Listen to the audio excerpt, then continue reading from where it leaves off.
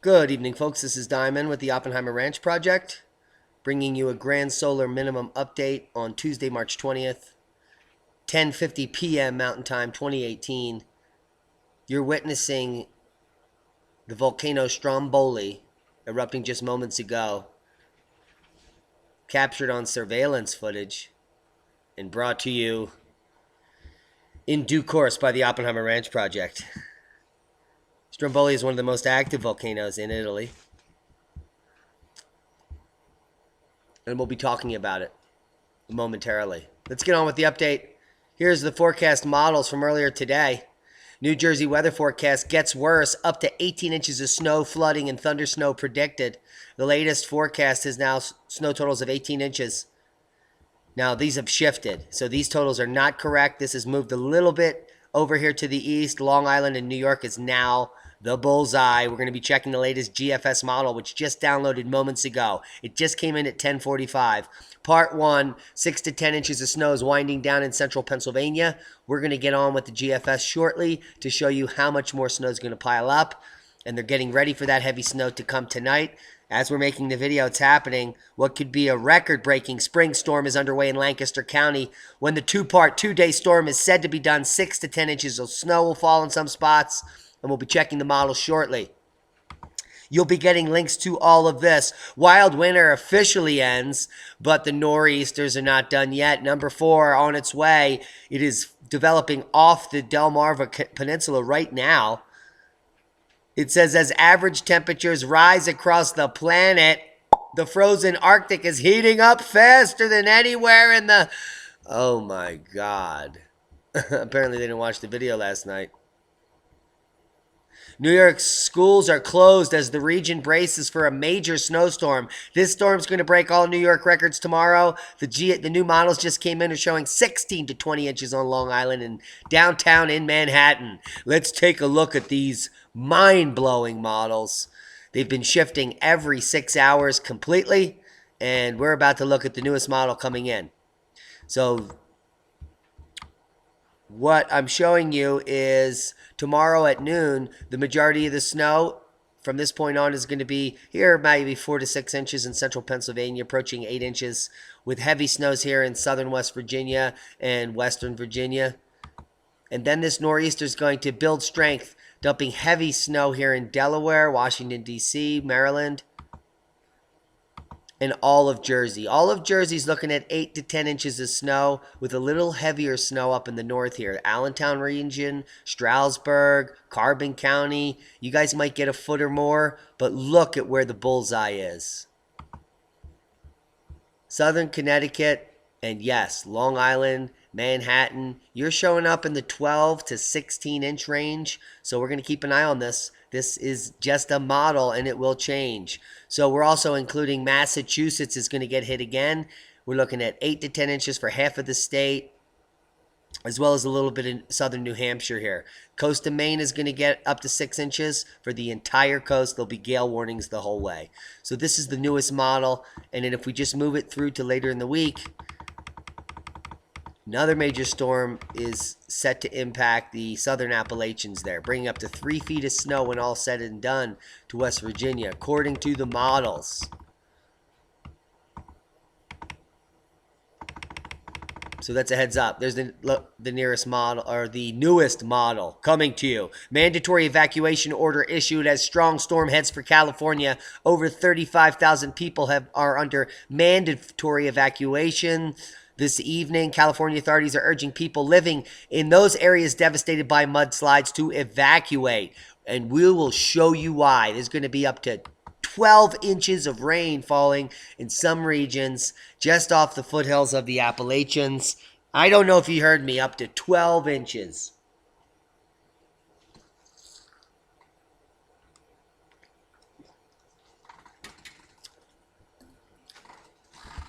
Let's talk about heavy flooding, debris flows expected in Southern California as dangerous atmospheric river forms in the Pacific.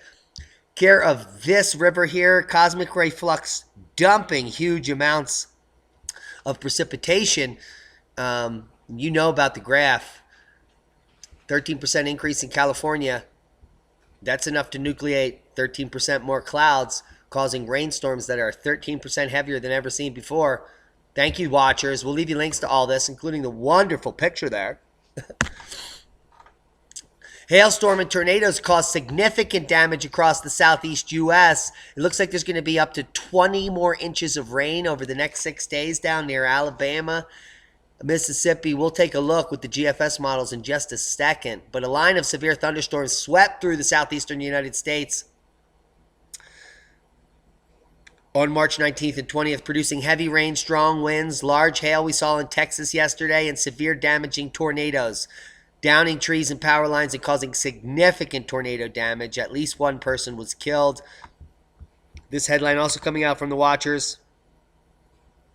Record-breaking rainfall and flooding possible this week in East Idaho. Man, that looks like a truck commercial. Heads up, truck commercials. Possible record-breaking rainfall coupled with warmer temperatures, record-breaking snow in the mountains will create widespread threat of flooding this week as they will become totally fluxed in East Idaho. And that's a boom. Heads up, East Idaho.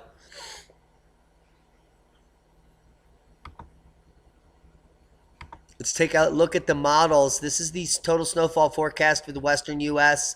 We'll just move it through 3 days. And you see heavy snows here in the Sierras exceeding 4 feet, becoming white. It's in the 5-foot range for this gigantic region. Now, just off the foothills here is going to be heavy rain, and I will show you the rain totals as well. We're talking heavy snows right here in central Idaho, western Wyoming, and we're going to get some good mountain snows here in Colorado. You guys are going to get some heavy snows in Washington State especially, as well as Oregon, in northern Cali. Let's just run it through for the rest of the model, and you're buried. We're talking super buried. Southern Colorado is looking heavy snows, extending all the way into northern New Mexico. Arizona getting snows. Snows in New Mexico go all the way into southern New Mexico. And the snow totals here for Oregon look epic and record, as well as the Sierras.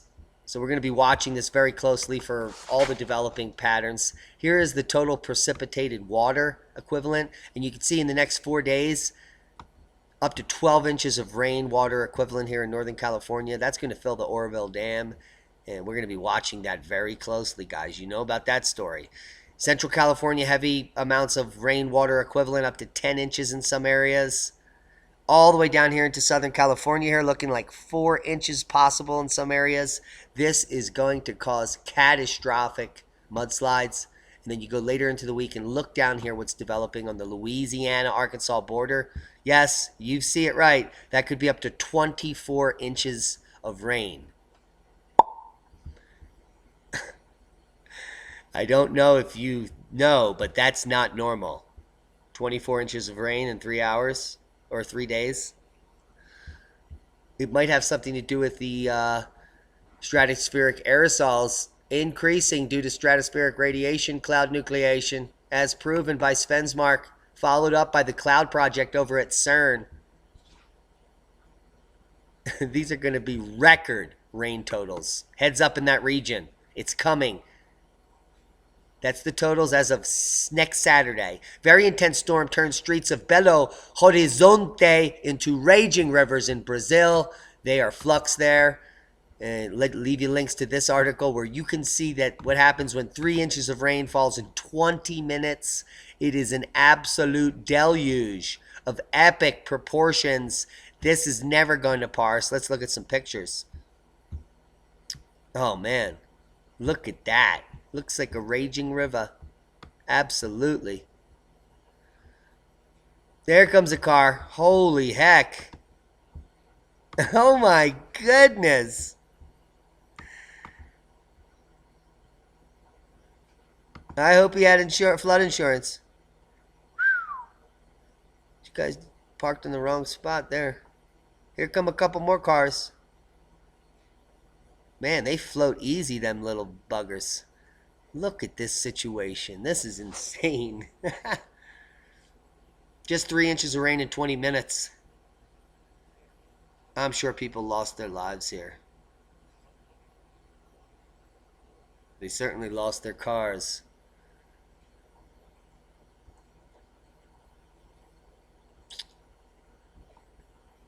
We have a spinner. His alarm's going off. That's good. No one will try to break in.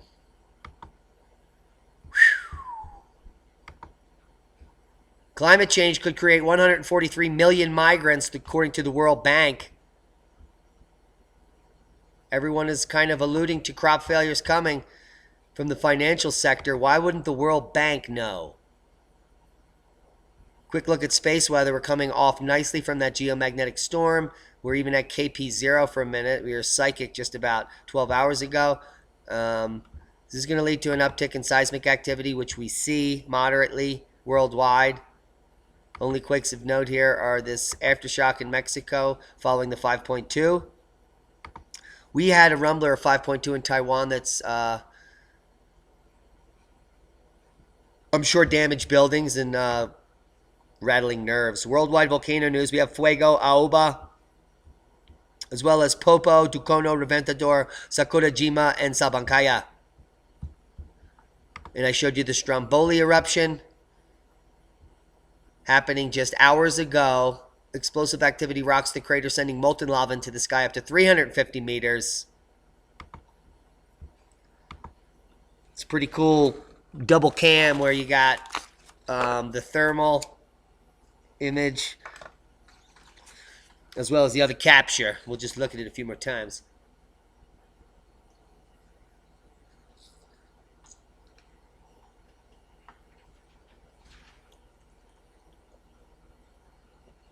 Notice the timestamp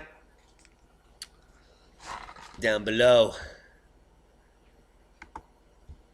This isn't a significant eruption. It's just really cool footage and why we're showing it. But it does show you that there's a little uptick in Stromboli.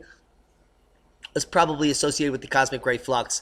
Now, this is coming directly from physics.org. I love this article because I actually was able to read it. And it's linked to an article that was just released today, which is talking about what we probably exposed to the to our subscribers before anyone in the mainstream did, which is the truth about stratospheric warming. Now, they're saying that there's been this massive warming up in the Arctic, which is untrue. It only got above freezing for a few hours back there in February, and it's been minus 35 since then.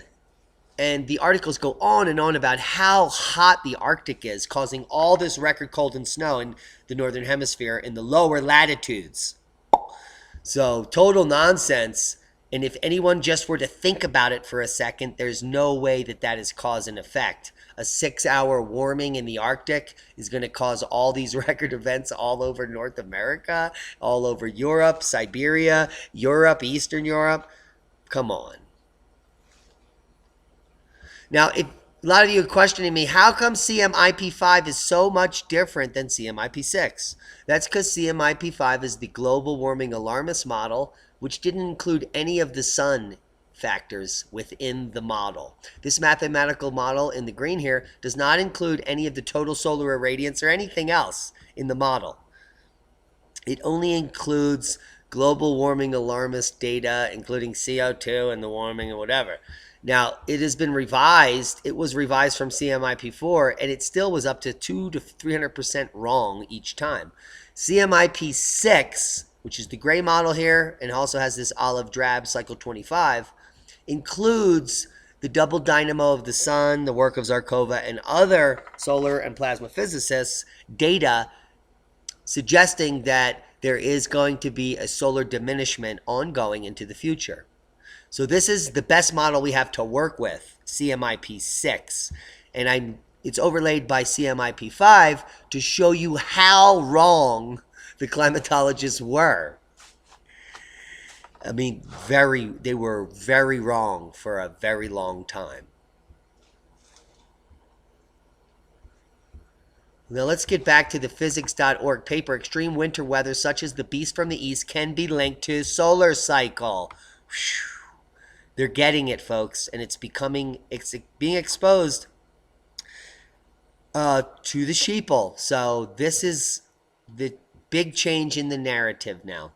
Periods of extreme cold winter weather and perilous snowfall, similar to those that gripped the UK in a deep freeze with the arrival of the beast from the east, as well as the beast from the east part 2, could be linked to the solar cycle, pioneering new research has shown. Woo! What pioneers? I love the pioneers. Okay, so I'll leave you that article. Let's go look at these pioneers and see what they have to say. I wonder if they've been watching this channel for the last 7 months. Solar cycle variability can modulate winter Arctic climate. Of course it can. We know that here. Because what it results in is upper stratospheric warming. Now, this study investigated the role of the 11-year solar cycle from 1979 to present, and it revealed that during the years when the winter solar sunspot number, SSN, falls below 1.35 standard deviations, the Arctic warming extends from the lower troposphere to up high in the stratosphere, not on the surface, which is why the surface was never warm and why no one fact checks and all the information you get is bunk. It was warm on the surface for 6 hours. It was up in the stratosphere, miles above the surface, that warmed. And that was because of the sun.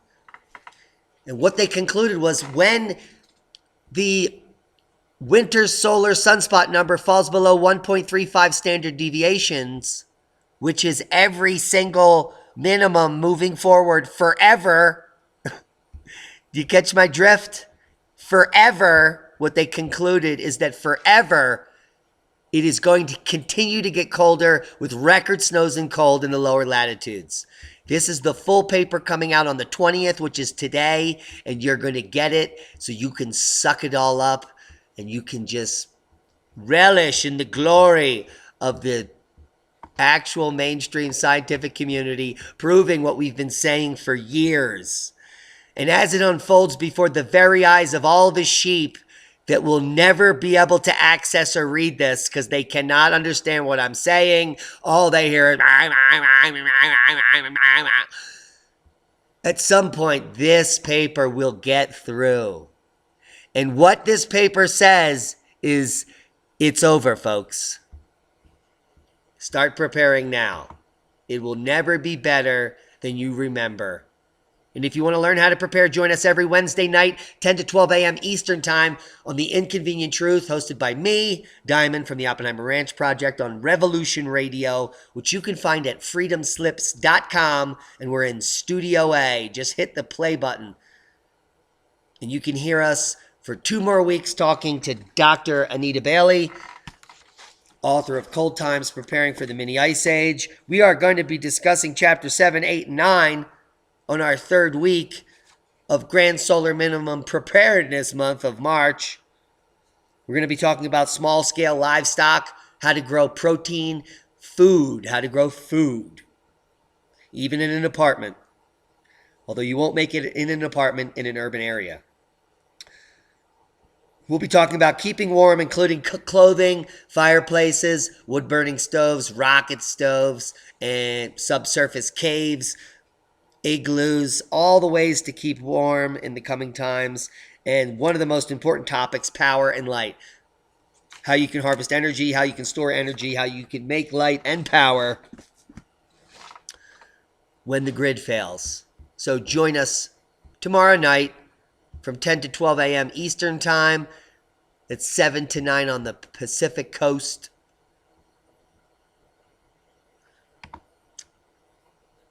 While we speak to Dr. Anita Bailey, author of Cold Times, for the 3rd week, and not the final week, but probably the best week. Now, we've reached out to our next guest, and our next guest the first week of April, or sometime in April, is going to be Larry Pierce, Lawrence E. Pierce, the author of A New Little Ice Age Has Started, How to Survive and Prosper During the Next 50 Difficult Years. It gets 4 stars. So you can just pick it up for a few bucks over here today on Kindle, $2.99. But he might give us a discount on the show. I don't know. I haven't talked to him much, but he's really excited to come on the radio show and to have a cool conversation with Diamond, because we're like-minded people. And just like the conversation with Robert Felix went amazing, I'm sure the conversation with this prepper and Grand Solar Minimalist like us, Larry Pierce, This book has been out for a couple days. It's been out for now almost 3 years. So we're going to thank Larry Pierce for his work and have a great conversation sometime in April. We'll be keeping you informed as it develops. That's a heads up. Guys, the predicted sunspots is in green. You can see where we're headed. We're somewhere right here. 30.67. And in the next 10 or 20 years, we'll be dropping right off the cliff here. The time is now to start preparing to survive and thrive in the coming times. The answer is simple. Start planting food now. Start finding your local gardening club, local growers. Go to your local extension. Start growing food on your counters, all south-facing windows. Change your garage into a greenhouse. I don't care what you have to do. Save all the ends of your carrots and float them in water. Learn to grow food now. It is spring all over the Northern Hemisphere, and everyone is learning how to fail at growing food. You should too. Be safe, everybody.